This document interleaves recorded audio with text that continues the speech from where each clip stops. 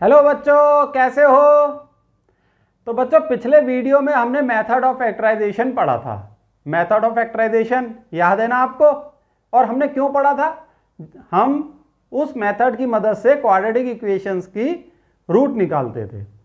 Root कह लो या solution कह लो, solution of the quadratic equation भी कहते हैं उसे हम मेथड ऑफ फैक्टराइजेशन की मदद से निकालते थे। और हमने बहुत सारी प्रॉब्लम्स भी सॉल्व करी, कुछ प्रैक्टिकल प्रॉब्लम्स भी सॉल्व करी।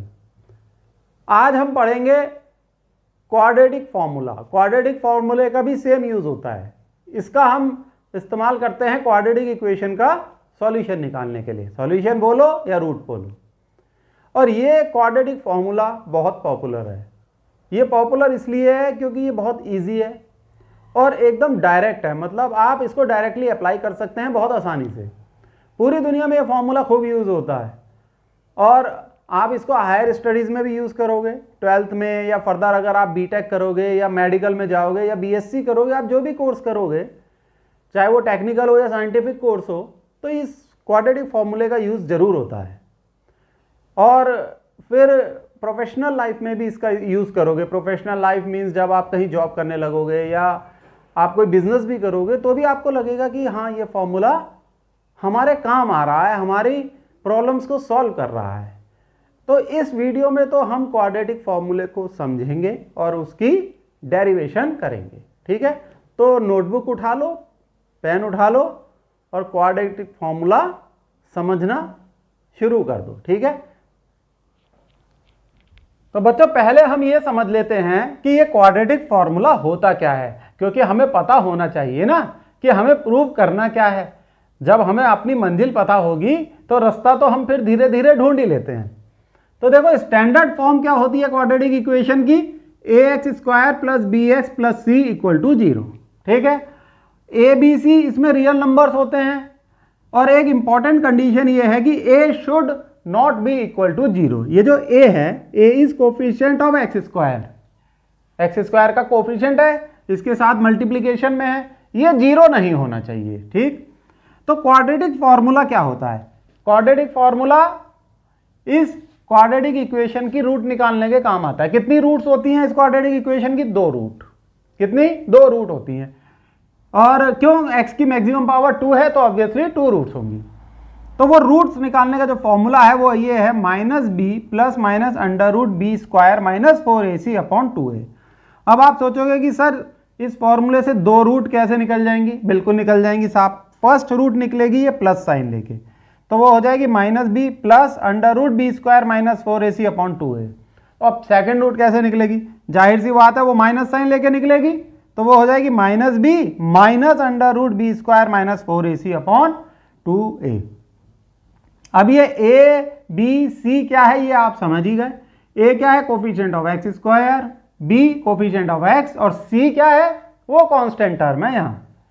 तो इसका एग्जाम्पल भी हम देखेंगे और इसका प्रूफ भी देखेंगे। ठीक है, तो हम आओ इसका प्रूफ करते हैं। यहां लाइन खींच लेते हैं हम। तो बच्चों, क्वाड्रेटिक फॉर्मूले की जो डेरिवेशन है वो जर्नल में शोध पत्र से डायरेक्टली किताबों में आ गई और जिस फॉर्म में ये जर्नल्स में थी उसी तरीके से बिल्कुल किताबों में समझाया गया है। उसी तरीके से मैं यहां आपको समझा दूंगा। और बहुत इंपॉर्टेंट है ये रूट्स निकालने के लिए, आपके सिलेबस में है और आपके सिलेबस में इसकी डेरिवेशन पूछी भी जाती है अगर सब्जेक्टिव पेपर होता है तो। आओ शुरू करते हैं। तो पहले हम स्टैंडर्ड फॉर्म लिख लेते हैं। स्टैंडर्ड फॉर्म होती है क्वाड्रेटिक इक्वेशन की ax² + bx + c = 0। सही है। अब इस इक्वेशन को a से डिवाइड कर दो।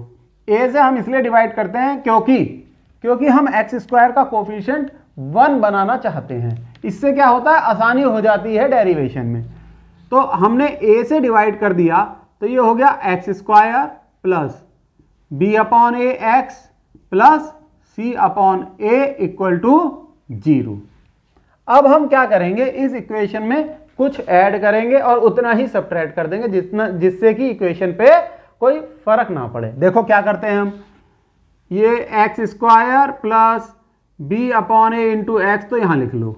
अब एक चीज ऐड कर दो, b/2a का स्क्वायर यही सब्ट्रैक्ट कर दो, b/2a का स्क्वायर सब्ट्रैक्ट कर दिया, प्लस ये कांस्टेंट टर्म पहले से ही था। तो ये चीज आपको समझ में आ गई कि जितना हमने ऐड किया उतना ही सब्ट्रैक्ट कर दिया। अब आप ये सोच रहे होगे कि सर ये ही क्यों ऐड किया, कुछ और क्यों नहीं ऐड किया? तो देखो क्या फायदा हो रहा है हमारा। अब देखो इसको अगर आप गौर से देखोगे तो ये हो जाएगा x प्लस b/2a का होल स्क्वायर। इतना टर्म क्या होगा, x प्लस b/2a का होल स्क्वायर। ठीक है, देखो जरा ध्यान से, इतना टर्म हो जाएगा x प्लस b/2a का होल स्क्वायर। और अब क्या रह गया यहां, minus b/2a whole square plus c/a equal to 0। अब हम इसे सॉल्व कर लेंगे, देखो ऐसे कर लेंगे, x plus b/2a whole square is equal to, ये दोनों टर्म यहां ले जाओ, तो जब ये ले जाएंगे ये माइनस साइन तो हो जाएगा प्लस, तो ये हो जाएगा b/2a होल स्क्वायर, और ये प्लस साइन c/a के साथ प्लस साइन है, ये माइनस में हो जाएगा, माइनस c/a। अब फिर आगे सॉल्व करो, x plus b/2a whole square is equal to, ये हो जाएगा b²/4a², ठीक है, b²/4a² माइनस c/a। इसको, इतने पोर्शन को हम यहीं पे सॉल्व करते हैं, ये हो जाएगा a into b² minus 4a² upon 4a³। देखो इसे फिर सॉल्व कर सकते हैं, बिल्कुल कर सकते हैं। देखो a कॉमन है तो ये a कैंसिल हो जाएगा, ये a कैंसिल, यहां a रह जाएगा और यहां रह जाएगा a²। ठीक, तो ऐसे लिख लो b² minus 4ac upon 4a², ये रह जाएगा बच्चों। This term is equal to this. ठीक, अब देखो इसे रब कर दें, ये तो समझा चुके हैं।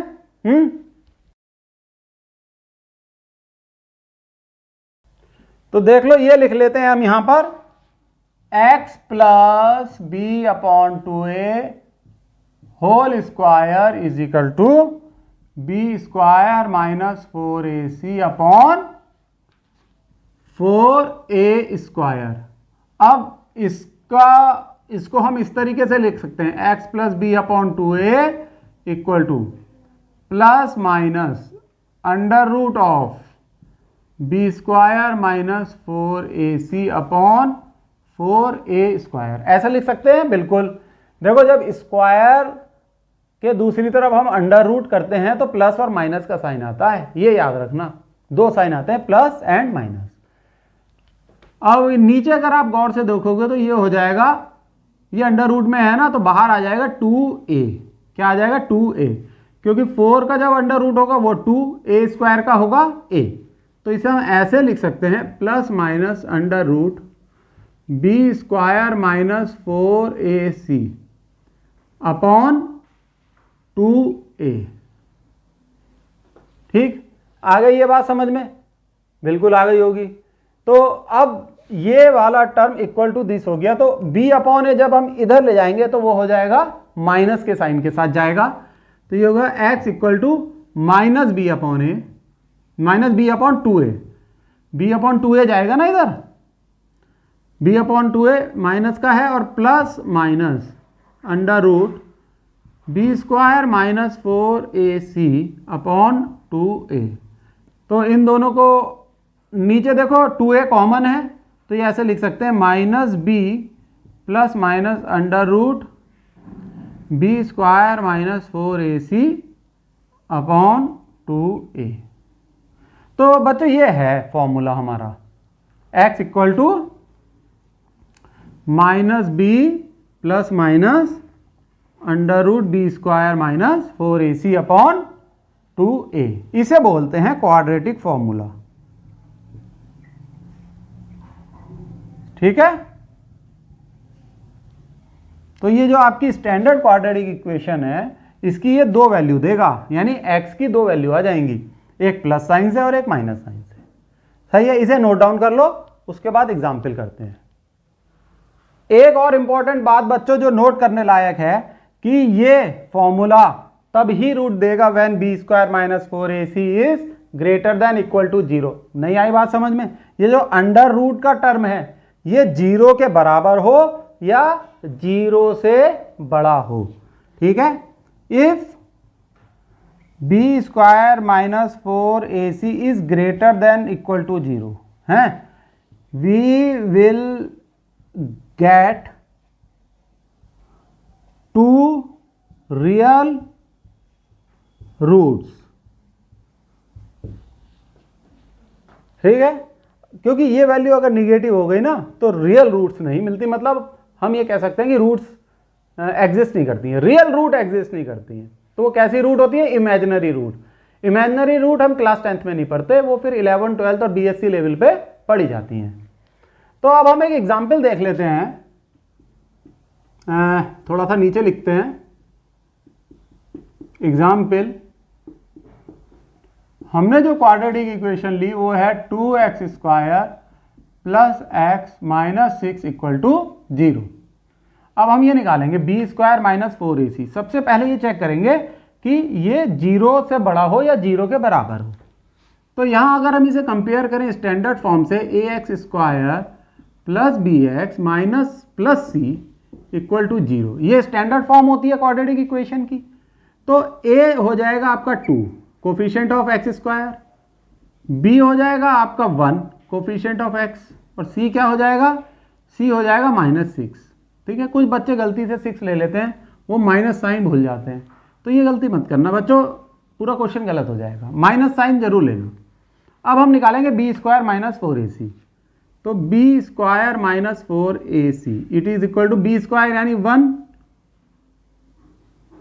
Minus 4ac minus 4 into 2 into minus 6 which is equal to 1। ये माइनस माइनस प्लस हो जाएगा 48, दिस इज इक्वल टू 49। तो बी स्क्वायर माइनस 4ac 49 आ गया, यानी ये अंडर रूट के अंदर वाला टर्म 49 आ गया। अब हम रूट निकालेंगे। तो रूट हो जाएगी x equal to minus b यानी minus 1 plus minus under root b square minus 4ac वो है 49 अपॉन 2a यानी 2 इंटू a इज 2, तो हो जाएगा minus 1 plus minus under root 49 हो जाता है 7 अपॉन 2 इंटू 2 इज 4। तो पहली रूट मान लो x1 है। ठीक है, तो कहीं किसी बुक में अल्फा भी दे रखा होगा। वो हो जाएगा माइनस 1 प्लस साइन से आएगी पहली रूट प्लस 7 अपॉन 4, ये हो जाएगी 6/4 विच इज 3/2। दूसरी रूट x2 है, किसी बुक में बीटा भी दे रखा होगा, वो आएगी नेगेटिव साइन से। ठीक है, minus 1 minus 7 upon 4 which is minus 8 upon 4 it is equal to minus 2। तो इस तरीके से हमने इस क्वाड्रेटिक इक्वेशन की दो रूट्स निकाल ली। रूट्स को हम सॉल्यूशन भी कहते हैं। क्या कहते हैं बच्चों? सॉल्यूशन। सही है, तो इसका क्या अर्थ होता है? सॉल्यूशन का क्या अर्थ होता है कि जब आप इन दो वैल्यूज को इस इक्वेशन में रखोगे, मतलब x की जगह रखोगे ना, तो ये इक्वालिटी आएगी, मीन्स इसकी वैल्यू 0 आ जाएगी। ठीक, आप चाहो तो रख के भी देख लो, रख के देख सकते हो। तो देखो हम ऐसा करते हैं, -2 रख के देखते हैं। यहाँ इस वाली ये है ना हमारी क्वाड्रेटिक इक्वेशन, इसमें -2 रखो तो ये होगा 2 इंटू -2 स्क्वायर, x की जगह -2 रख दिया, और यहाँ प्लस और -2 फिर -6। अब ये क्या आएगा देखो, अगर इसे आप सॉल्व करोगे तो ये आएगा 2 square is 4 into 2 is 8 -2 -6 this is equal to 8 -8 equal to 0। तो ऐसे अगर 3/2 रख के देखोगे तो भी 0 आएगा। ये क्या मतलब होता है, किसी भी क्वाड्रेटिक इक्वेशन के रूट या सॉल्यूशन, दो शब्दों का यूज करते हैं हम, रूट एंड सॉल्यूशन। सही है, आ गया पूरा समझ में? चलो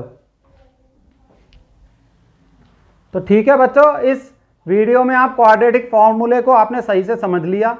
अब नेक्स्ट वीडियो में हम इसकी प्रैक्टिकल एप्लीकेशंस देखेंगे, इसमें अच्छी प्रॉब्लम सॉल्व करेंगे, एनसीईआरटी की सारी एक्सरसाइज सॉल्व करेंगे। ठीक है, तो ये वीडियो भी देखो और कंसेप्ट बिल्डअप करने के लिए इसको और सही से समझने के लिए नेक्स्ट वीडियो जरूर देखना। ठीक, बाय, ऑल द बेस्ट।